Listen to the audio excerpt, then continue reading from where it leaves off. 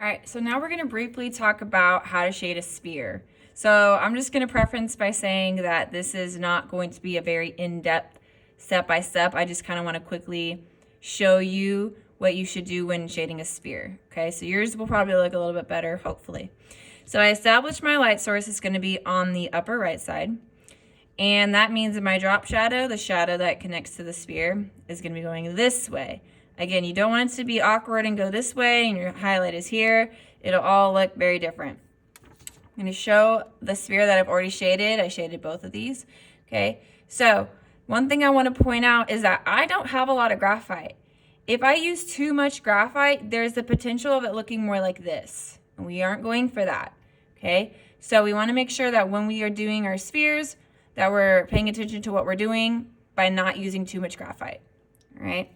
Now, the first thing that I want to point out on this sheet is that there is always going to be some slight light reflection when you are shading a sphere, okay? Because if not, you're going to have a shadow right next to a shadow, and it's all going to blend in and be like a dark graphite mess. So this is how we are going to get started, and I'll kind of leave that up in the corner so y'all can see. I personally start with a 6B.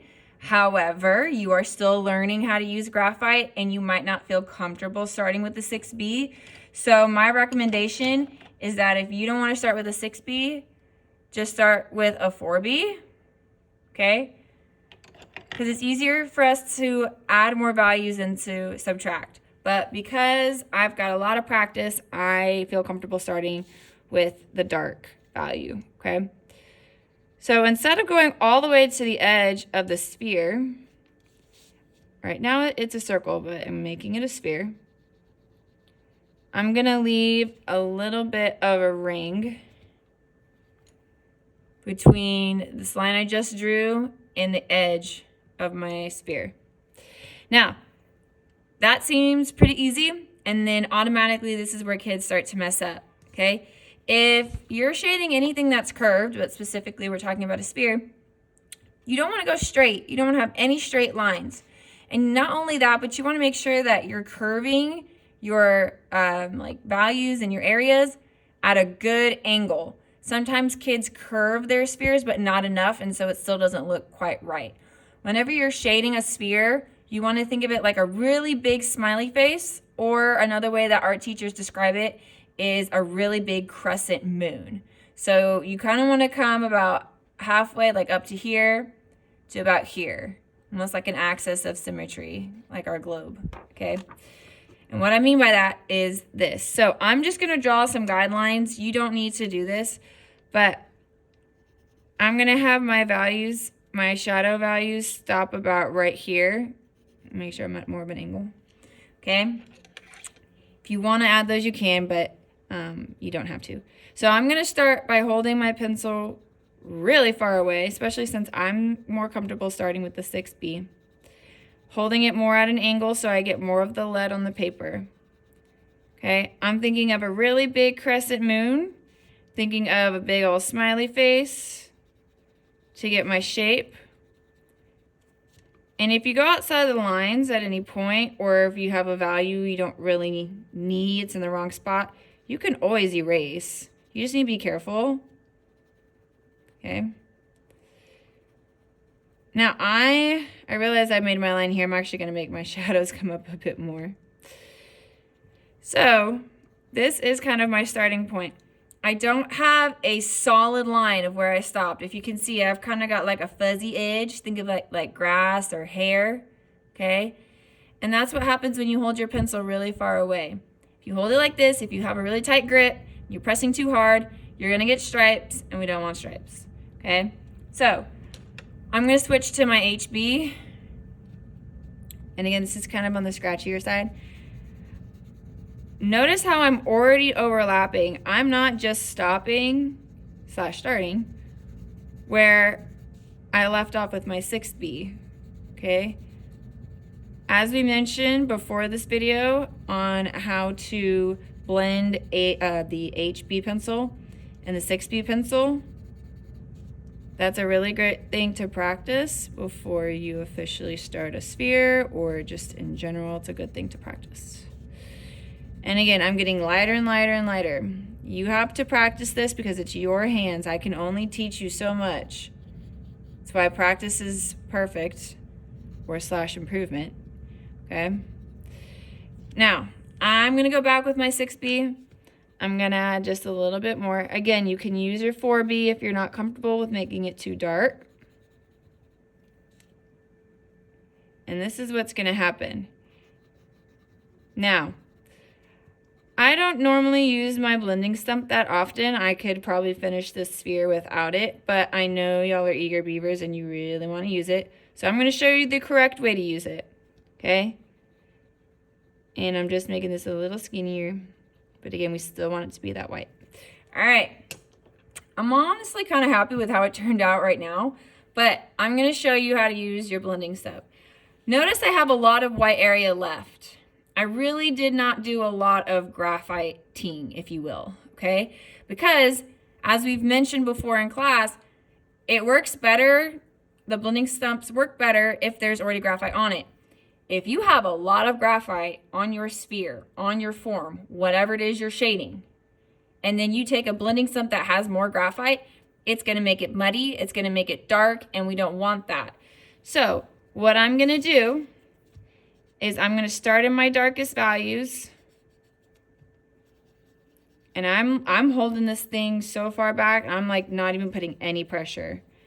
Always using the small circles. Okay. Now we have our highlight, right? Ooh, this blending stuff is so dirty. It's carrying a lot of my graphite. I'm going to carry this guy up here and kind of circle my highlight. Almost think of it like sharks circling something in the water. I want to just kind of circle this area. And again, I could take an eraser and clean that up, but I don't care about that right now. And if you feel like, oh my gosh, I put way too much pressure on my blending stump, or whatever, I put too much graphite, then you can always, get another circle stencil, trace it out, try again. But I'm going to go back because I got a little too cloudy. I'm going to put a little more pressure, so notice I'm holding it a little bit closer because I am pressing down a little bit more. I'm still coloring small circles because I don't want stripy stripes.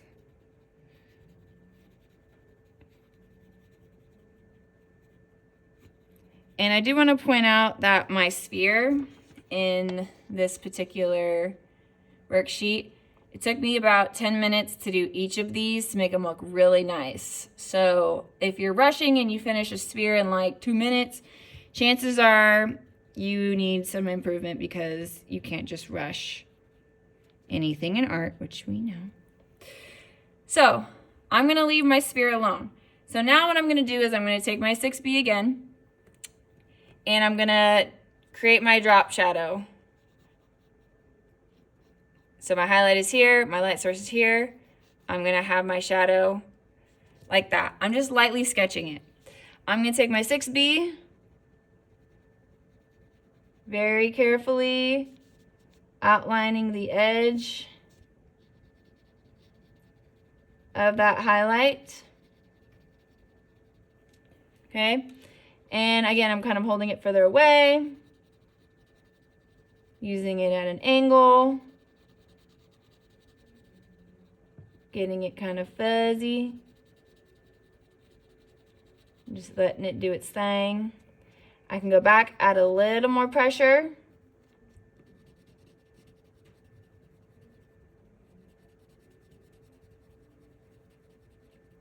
And again, I have pretty good hand control. I've got pretty good fine motor skills, so I don't really need a blending stump. But if you want to use a blending stump, all I can say is be so careful about not smearing it into your nice little white crust highlight right here. And really don't use it too terribly much besides just the dark value here. Okay. Now, if you made your crest way too bright, you can always take one of the other really light values that we've talked about. So like I know B is another really light one. If you want, you can add a little bit of graphite into it, but I wouldn't go too crazy. Because like I said, we want to be able to see this shadow and this shadow being in a separate area. We don't want them to blend because then it'll all be a blob. Okay? And that mostly goes for spheres. You don't necessarily have that problem with like a cone or a cube or anything like that. But you're always welcome to add a little highlight crust, whatever, if you need to. So like I said, this was not the most intricate, detailed sphere demo, but I just wanted to kind of give you an idea of what to do, talking about the shapes of your curvature on the inside, and then just showing you that you really don't need a lot of pencils to shade it. You need to make sure you have a highlight. You're always welcome to use an eraser. But again, we're just practicing. That way we can get better at our shading.